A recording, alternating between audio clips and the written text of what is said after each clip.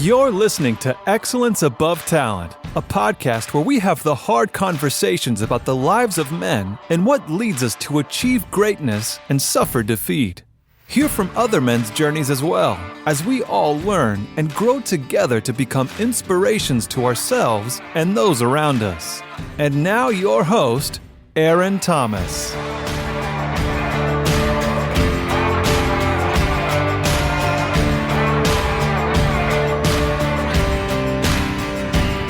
What's up, my beautiful people? Aaron Thomas with Excellence Above Talent.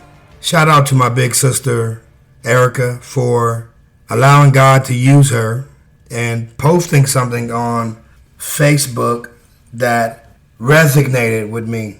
And she posted verbatim, unpopular opinion, stop writing dissertations and long rambling posts trying to get people to see your point of view, particularly as it relates to ethnicity.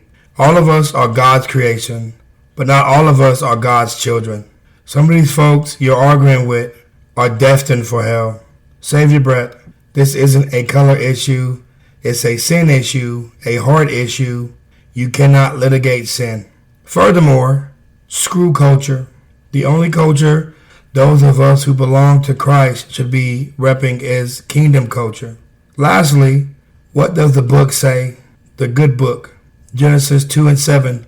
The Lord God formed the human from the topsoil of the fertile land and blew life breath into his nostrils. The human came to life. What color is topsoil?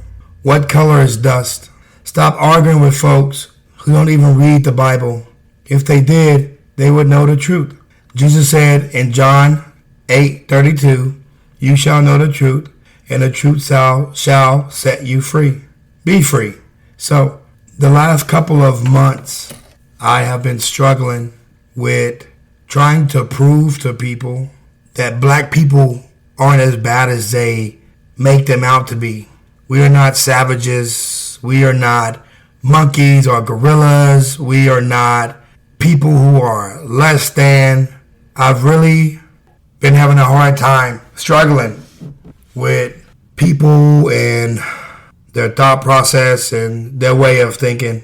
And I thought it was my job to try to show others so that the next generation, my nieces, my nephew, they don't struggle as hard as I did when it comes to race.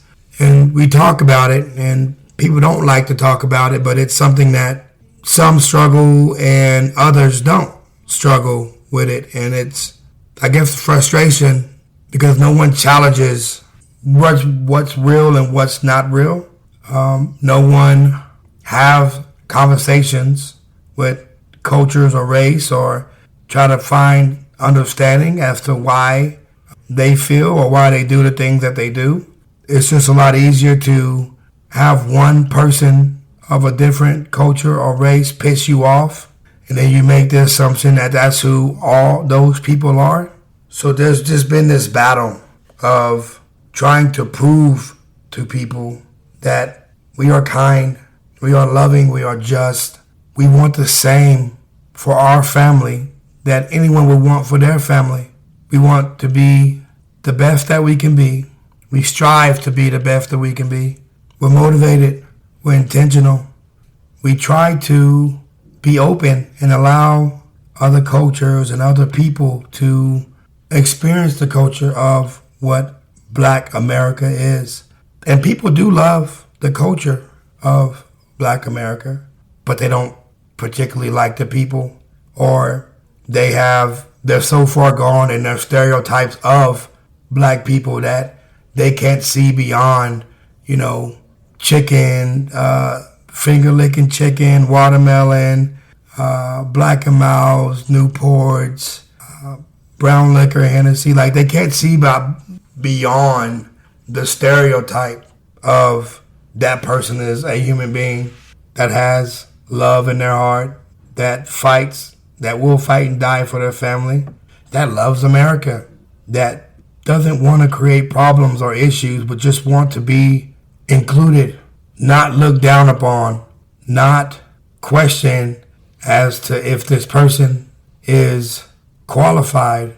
So I've had issues, and they're draining because people won't see you unless they want to see you. You can be kind, you can be nice, you can give the shirt off your back to someone, and they still will call you names. They still will believe in the stereotypes. They still will look down upon you because of a different culture or different race or different status in society. And I love the fact that God didn't make us white, black, like brown, yellow, green. Like he didn't make us so that we could hate each other because of how we look. He made us because we can motivate and inspire each other to be better human beings. Topsoil, dust. That is the creation of us human. And we have turned color and status into something that is inferior or superior versus just loving and helping and being kind. I am a very confrontational guy. I don't run from conflict because I know conflict is needed in order to be better as a person, or conflict is needed in order to help teach someone this isn't how you're going to speak to me. But in this process of confrontation with me, I wanted to take a step back and try to show, not be confrontational, but to show people that black people aren't as bad as they think they are. But in this process of trying to prove or show or defend myself, I have made myself a weaker vessel or a weaker man in the process, because there's a quote by Lisa Nichols that is one of my favorite quotes, and she says, "Do not hide, protect, defend, or prove who you are to anyone. Just show up. And if they can't accept you, like you, or love you for who you are, it has nothing to do with you." And I sometimes get so wrapped up in these conversations that I know they're backhanded conversations.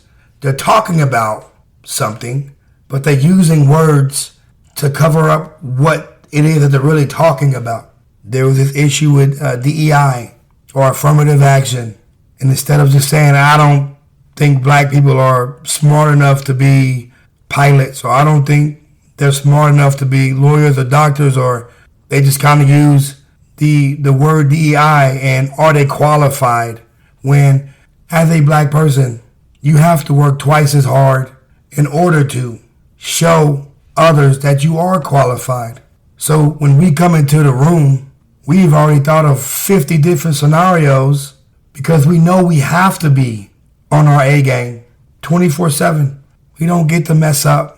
We don't get to have bad days. We have to show up and we have to be on, because there's this mentality of you got here because you didn't deserve it, but they're just giving you things. And there's not a whole lot of things that people are giving black people. Let's just freaking be honest. We're not giving anything. We have to work our butts off for everything. So there was this frustration or anger. And instead of being who God called me to be, a black man in America, and loving every bit of it, and walking away from people who can only see color, can only make jokes, can only look down and try to make themselves feel good by trying to destroy someone's culture, instead of walking away and being confrontational in that way, I try to just accept and love and try to show them that that's not who we are as people. It made me weak as a man. When I say confrontation, I'm not saying I'm trying to fight people. Confrontation means having conversations and not allowing people to talk down or discourage you. Confrontation is walking away when you're trying to have conversations with those people and they have no intentions of listening to what you have to say. You don't have to force, and you can't force people to see you, all of you, the good, the bad, the color, the gender, all of you. And if you have to try to make people see who you are, those aren't the people that you need in your life. So you walk away. You don't have to put yourself in in those situations where you're thinking, damn, this is all this person thinks of me. There is no deep conversations. It's all jokes, and it's all jokes about my color. And instead of trying to make people see that being black is beautiful, just like being brown, Hispanic, Mexican, being white, it's beautiful. We get to wake up every day and make choices and decisions that determine the way our life is going to be. We live in the greatest, if not one of the greatest countries in the world. Regardless of who you think is president and who's running the country, and I don't care who the president is, still live in one of the greatest countries in the world. And what I should be teaching my nephews and the young men that are in my life that are black is to embrace who you are, not to prove, defend, or protect the person that God made you out to be. There was a saying that my mom always said when I was young that I didn't get until I was older, of you have to play the part when you get into the room. That you have to, and what I got from it was that you sometimes have to diminish your blackness when you get into a room just so that you won't scare people. But I'm starting to realize, or I have realized, that minimizing or diminishing what you had no control over is a slap in the face to God. Because he knew who he was making and what he was making when he made you. He knew you was going to have brown skin, big old nose, full lips. And he molded you and made you with pride, joy on his face when he saw you. I don't want to be a person, a man or a black man in this society that's afraid to live their truth, regardless of how contentious, how evil or disrespectful people can be, because they assume they have power. I will still show up in the room, and I will not hide, protect, defend, or prove myself to anyone, because I know, and God knows, and the people around you that see you knows who you are. And you can't get caught up in what the world is saying, right or wrong, good or bad, black or white, red or blue. You can't get caught up in what the world is saying, because I went to a church here in Odessa, pretty big church, and the pastor got in the pulpit and said, if you vote one way, you're going to hell. And if you vote another way, you got a good chance of going to heaven. And it blew my mind that we are in this place where picking and choosing who you vote for can send you to heaven or hell.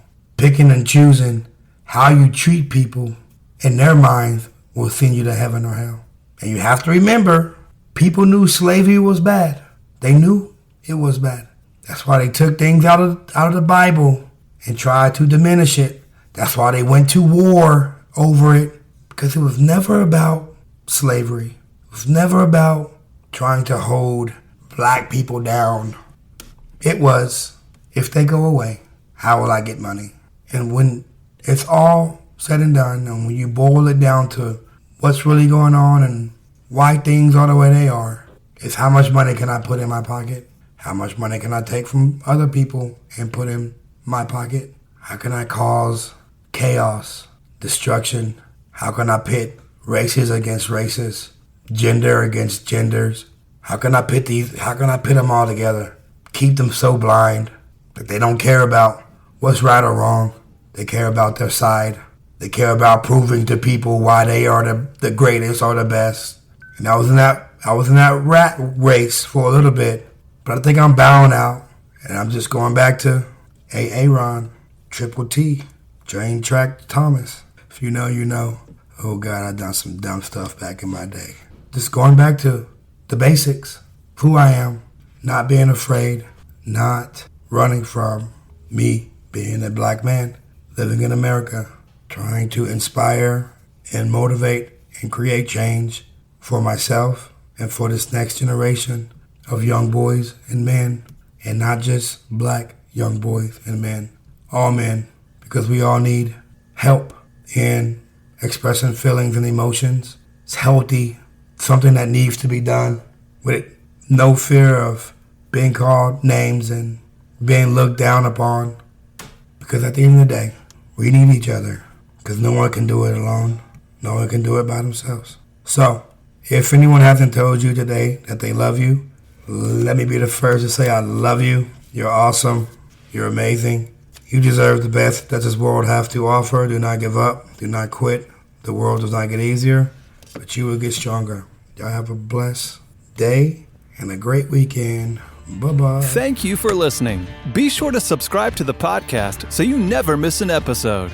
And for daily, motivational, and up-to-date content, follow us on Facebook and Instagram at Excellence Above Talent.